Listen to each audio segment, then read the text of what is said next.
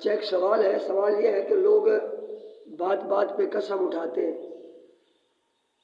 ویسے قسم سے بچنا چاہیے، قسم نہیں اٹھانی چاہیے۔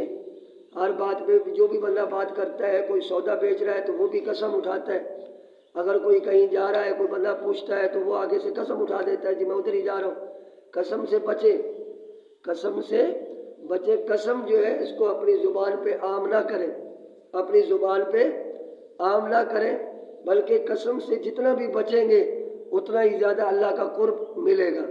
اور ہر بات پہ ہر بندہ قسم اٹھاتا ہے۔ بچہ بھی اگر سکول سے جلدی آ جاتا ہے یا ٹیوشن سے جلدی آ جاتا ہے، ماں پوچھتی ہے کہ جلدی کیوں آئے، تو وہ کہتا ہے اللہ کی قسم چھٹی ہو گئی ہے، فلاں ہو گیا۔ یعنی یہ بچے کیوں سیکھ رہے ہیں کلم اٹھانا، قسم اٹھانا؟ اس لیے کہ ہمارے اندر یہ عام ہو گیا ہے یہ لفظ۔ تو قسم سے جتنا ہو خود بھی بچیں اور دوسرے مسلمانوں کو بھی بچائیں۔ اور قسم جو ہے یہ لوگ اٹھاتے ہیں، قرآن کی قسم، ماں کی قسم، کعبۃ اللہ کی قسم، یہ قسمیں نہیں ہیں۔ قرآن مجید قسم اٹھانے کے لیے نہیں ہے، قرآن مجید تو تلاوت کرنے کے لیے۔ اور ہم قرآن مجید کو یا تو قسم کے لیے استعمال کرتے ہیں، یا کوئی بندہ جناب فوت بیمار زیادہ ہو گیا ہو، مشکلات میں ہو، تو پھر ہم قرآن کو پڑھتے ہیں۔ تو قرآن مجید مارنے کے لیے یا قسمیں اٹھانے کے لیے نہیں ہے، قرآن مجید تو ہمیں زندگی بخشنے کے لیے ہے۔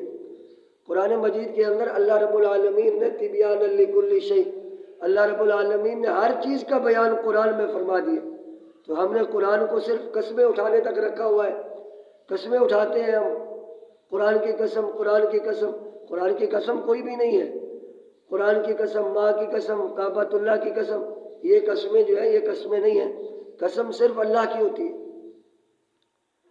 اور وہ قسم اٹھانی نہیں چاہیے، بچنا چاہیے اللہ رب العالمین کی قسم اٹھانے سے۔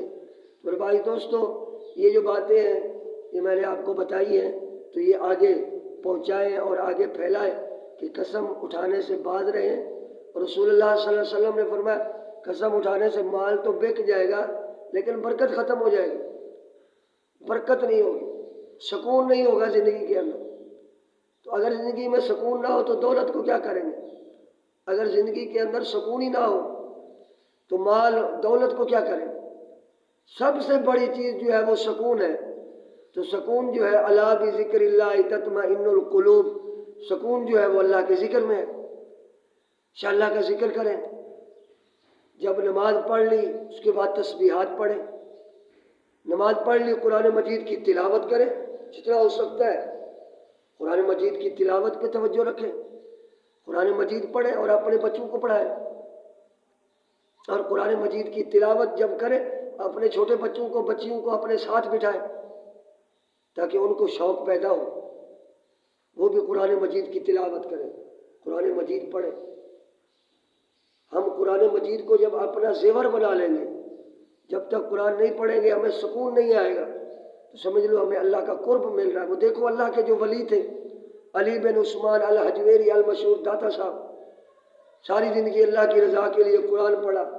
اب آپ جب بھی جائیں گے وہاں جا کے دیکھیں گے تو رات ہے تو لوگ قرآن پڑھ رہے ہیں، دن میں بھی قرآن پڑھ رہے ہیں، بارش ہے، سردی گرمی میں قرآن پڑھ رہے ہیں ان کے مزار پر۔ یہ کیا ہے کہ انہوں نے قرآن کو سینے سے لگایا، قرآن مجید کے ساتھ انہوں نے محبت کی، قرآن مجید کے ساتھ انہوں نے پیار کیا، تو آج ان کی قبروں پہ قرآن پڑھا جا رہا ہے۔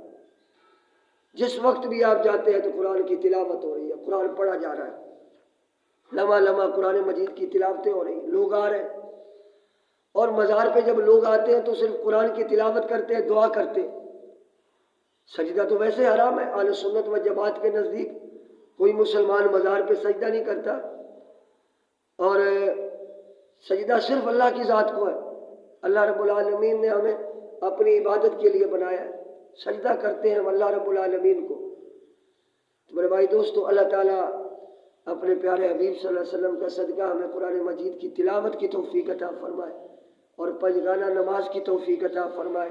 اور اللہ تعالیٰ جن کے ماں باپ دنیا سے چلے گئے ہیں، اللہ تعالیٰ ان کے ماں باپ کی کامل بخش فرمائے، اور جن کے ماں باپ زندہ ہیں وہ اپنے ماں باپ کی قدر کریں، ماں باپ کا ادب و احترام کریں، ماں باپ کی ہر وہ بات مانیں جو اچھی ہو اور دین کے مطابق ہو۔ اللہ تعالیٰ ہم سب کو اپنے ماں باپ کی قدر کرنے کی توفیق عطا فرمائے۔ ماشاءاللہ یہ مسجد انوار مدینہ کے اندر یہ جو عکس گنبد خضرا لگایا گیا ہے، ماشاءاللہ آپ دیکھ رہے ہیں، ماشاءاللہ بہت ہی پیارا ہے، بہت ہی زبردست اور حسین ہے ماشاءاللہ۔ اللہ تعالیٰ تمام مسلمانوں کو اس سال گنبد خضرا صلی اللہ علیہ وسلم کا دیدار عطا فرمائے۔ وآخر دعوانا الحمدللہ رب العالمین۔